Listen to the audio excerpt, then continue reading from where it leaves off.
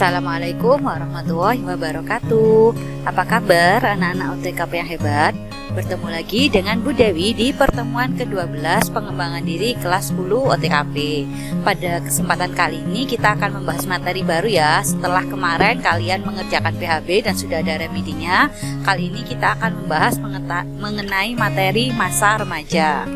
Kita bahas tentang hakikat remaja terlebih dahulu. Kata remaja itu berasal dari kata Latin atau adolescer yang berarti tumbuh ke arah kematangan, yang meliputi kematangan fisik dan sosial psikologis. Remaja itu merupakan masa transisi dari anak-anak menuju dewasa. Pada masa ini terjadi banyak perubahan pesat yang perlu mendapatkan perhatian dari orang tua. Menurut WHO, remaja adalah suatu masa di mana individu berkembang pesat dari saat pertama kali ia menunjukkan tanda-tanda seksual sekundernya sampai saat ia mencapai kematangan seksual, ditinjau dari kriteria biologis. Kemudian, remaja itu adalah suatu masa di mana individu mengalami perkembangan psikologis dan pola identifikasi dari kanak-kanak menjadi dewasa, ditinjau dari kriteria sosial psikologis. Sedangkan ditinjau dari kriteria sosial ekonomi, remaja itu adalah suatu masa di mana terjadi peralihan dari ketergantungan sosial ekonomi yang penuh kepada keadaan yang relatif lebih mandiri. Selanjutnya adalah ciri-ciri remaja. Yang pertama ada peningkatan emosional yang terjadi secara cepat. Yang kedua, perubahan yang cepat secara fisik disertai dengan kematangan seksual. Yang ketiga, perubahan dalam hal yang menarik bagi dirinya dan hubungan dengan orang lain. Yang keempat, perubahan nilai di mana apa yang mereka anggap penting pada masa kanak-kanak menjadi kurang penting karena sudah mendekati dewasa. Dan yang terakhir, kebanyakan remaja itu bersifat ambivalen dalam menghadapi perubahan yang terjadi. Selanjutnya, kita ke tugas perkembangan remaja. Menurut Hafigurs ada 8. Yang pertama adalah mencapai pola hubungan baru yang lebih matang dengan teman sebaya yang berbeda jenis kelamin sesuai dengan keyakinan dan etika moral yang berlaku di masyarakat.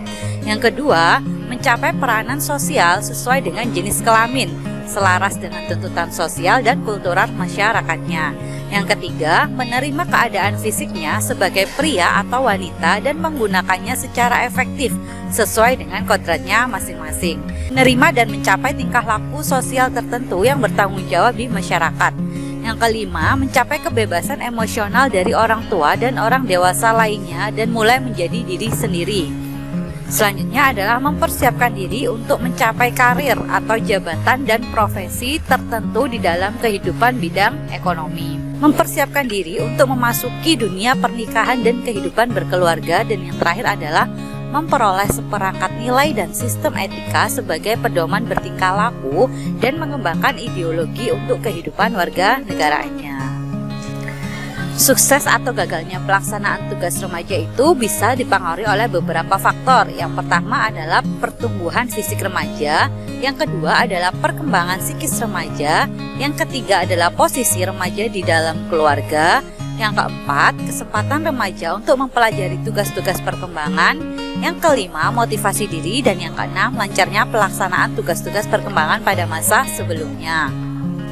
Selanjutnya adalah fase perkembangan remaja dibagi menjadi 3 tahap. Yang pertama adalah masa remaja awal, yang kedua masa remaja pertengahan, dan yang ketiga masa remaja akhir. Di masa remaja awal itu biasanya terjadi antara usia 11 sampai 13 tahun. Lebih dekat dengan teman, dia itu juga ingin bebas dan mulai tertarik dengan lawan jenis, kemudian sudah mulai berpikir abstrak seperti itu. Kemudian di masa remaja pertengahan itu biasanya terjadi di usia 14 sampai 16 tahun. Kalian sekarang berada di masa remaja pertengahan ya kan, karena rata-rata usia kalian 14 sampai 16 tahun. Biasanya di sini adalah masa mengenal diri sendiri, mencari identitas diri. Kemudian timbul keinginan untuk menyukai lawan jenis yang mendalam dan lebih menjauhkan diri dari keluarga karena kalian lebih banyak berkumpul dengan teman seperti itu. Kemudian yang terakhir adalah masa remaja akhir, biasanya terjadi di usia 17 sampai 20 tahun. Makanya kenapa kok dinamai Sweet 17, karena itu nama masa remaja terakhir seperti itu. Nah, di masa ini itu masa menuju periode dewasa, jadi emosinya itu sudah lebih terkontrol. Kemudian pengungkapan kebebasan diri, dan tahu apa yang menjadi minatnya. Kemudian juga harus lebih selektif dalam mencari teman sebaya. Seperti selanjutnya adalah beberapa permasalahan yang dialami oleh remaja itu biasanya tentang penampilan. Apalagi perempuan itu biasanya sudah mulai sangat peduli penampilan ya. Seperti kalian kalau sekolah yang memakai lip tint, padahal itu aturannya tidak boleh. Nah, seharusnya remaja itu bisa menempatkan diri sesuai dengan lingkungan. Kalau misalnya kalian lagi sekolah ya dandanlah sesuai dengan aturan yang ada di sekolah. Kalau misalnya kalian lagi di lingkungan sosial dengan teman sekalian ya berdandanlah sesuai dengan aturan atau etika yang berlaku di masyarakat seperti itu. Jadi kalian harus pandai-pandai menempatkan diri apalagi terkait dengan penampilan. Kemudian yang kedua adalah sikap apatis. Yang ketiga adalah kecemasan dan kurangnya harga diri. Yang keempat, ketidakmampuan untuk melibatkan diri. Yang kelima, perasaan tidak berdaya. Dan yang keenam, tekanan untuk meraih prestasi di bidang pendidikan. Selanjutnya kita akan membahas tentang masa pubertas. Pubertas adalah sebuah periode di mana anak perempuan dan laki-laki mengalami proses pematangan seksual dan mencapai kesuburan. Sebagian besar anak perempuan memulai masa puber itu di usia 8-13 tahun. Sedangkan pada anak laki-laki itu lebih lama, biasanya mulai usia 10-16 tahun. Pada laki-laki, masa pubertas itu dipicu oleh hormon testosteron dan androgen, sedangkan pada perempuan dipengaruhi oleh hormon estrogen. Berikut adalah perbedaan karakteristik seksual sekunder dari laki-laki dan perempuan di masa pubertas. Kalau dari laki-laki biasanya mulai mengalami mimpi basah pertama, kemudian tumbuhnya rambut di bagian tertentu, mulai tertarik pada lawan jenis, kulitnya kasar dan berotot, bahu dan dada lebih bidang, jakun membesar dan terjadi perubahan suara, serta ada pertambahan berat dan tinggi badan. Sedangkan pada perempuan tuh biasanya ditandai dengan menstruasi pertama, tumbuhnya rambut di sekitar alat kelamin dan ketiak, mulai tertarik pada lawan jenis, kulit menjadi lebih halus, pinggulnya membesar, suara dengan nada tinggi, dan pertambahan berat serta tinggi badan. Nah, kalau ditinjau secara psikologis, seorang laki-laki itu biasanya menunjukkan sifat-sifat maskulin. Di antaranya mempunyai kecenderungan untuk melindungi, berpikir logis, tidak mengedepankan perasaan, cuek, serta cenderung diam dan menarik diri dari lingkungan apabila sedang menghadapi masalah. Kebalikan dari seorang perempuan yang biasanya kalau sudah puber itu menunjukkan sifat feminim. Di antaranya dia senang berdandan, cenderung mengedepankan perasaan sehingga perasaannya itu mudah tersentuh.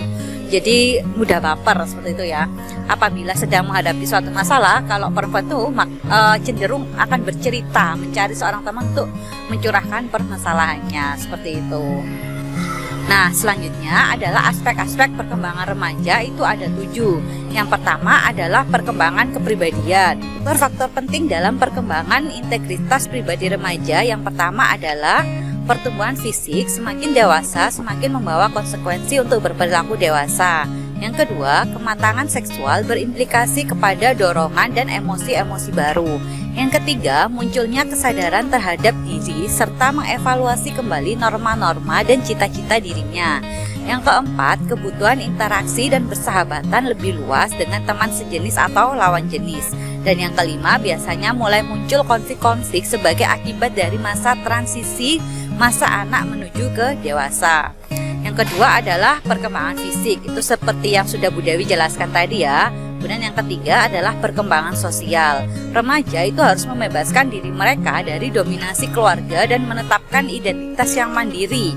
Seperti itu. Tapi proses ini biasanya penuh dengan ambivalensi. Baik. Yang keempat adalah perkembangan emosi. Biasanya remaja itu sangat peka terhadap cara orang lain memandang mereka. Remaja yang berkembang di lingkungan yang kurang kondusif itu biasanya kematangan emosinya terhambat sehingga mengalami perkembangan negatif dalam tingkah laku seperti agresif, dia itu keras kepala, suka melawan, susah diberitahu seperti itu. Kemudian apabila remaja itu tumbuh di lingkungan yang harmonis dan kondusif itu biasanya dapat membantu kematangan remaja, dia menjadi seperti bisa mengendalikan emosi, tidak mudah tersinggung, tidak agresif, wajar, optimis, tidak meledak-ledak, serta menghadapi frustasi itu secara bijak dan sehat seperti itu. Jadi kematangan emosional tumbuhnya itu lebih baik remaja yang tumbuh di lingkungan yang kondusif, seperti itu. Kemudian yang selanjutnya adalah perkembangan kognitif. Di perkembangan kognitif ini, remaja itu diharapkan sudah masuk pada tahap perkembangan formal operasional yang meliputi mampu membedakan realitas dengan pikiran tentang realitas. Yang kedua, bisa berpikir alternatif pada masa depan dan harus mampu melakukan antisipasi jika ada kejadian spesifik yang terjadi. Selanjutnya adalah perkembangan moral. Pandangan moral pada remaja meliputi 7 aspek. Yang pertama, dia lebih abstrak. Yang kedua, mengembangkan nilai moral sendiri. Yang ketiga, keyakinan moralnya itu lebih terpusat pada apa yang benar. Kemudian penilaian moralnya juga semakin kritis dan menjadi pribadi yang kurang egosentris, tetapi mengembangkan norma atas dasar nilai-nilai kelompok sosial, serta penilaian moralnya melibatkan beban emosi dan ketegangan psikologis. Yang terakhir adalah perkembangan intelektual, ditandai oleh kemampuan berpikir abstrak dalam menanggapi sesuatu.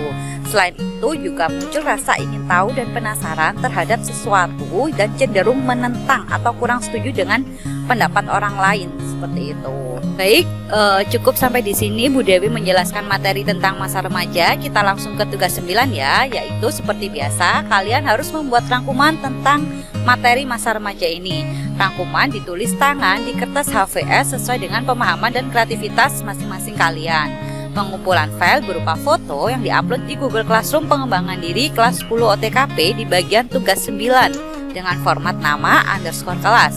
Tugas sudah masuk rekap nilai apabila sudah Bu Dewi beri komentar dan ada feedback nilai yang kalian dapatkan. Apabila ada yang kurang jelas, silahkan bertanya melalui chat pribadi di WA ya. Oke, always do your best, stay safe, stay healthy, stay happy, have a nice day ya. See you next week. Assalamualaikum warahmatullahi wabarakatuh.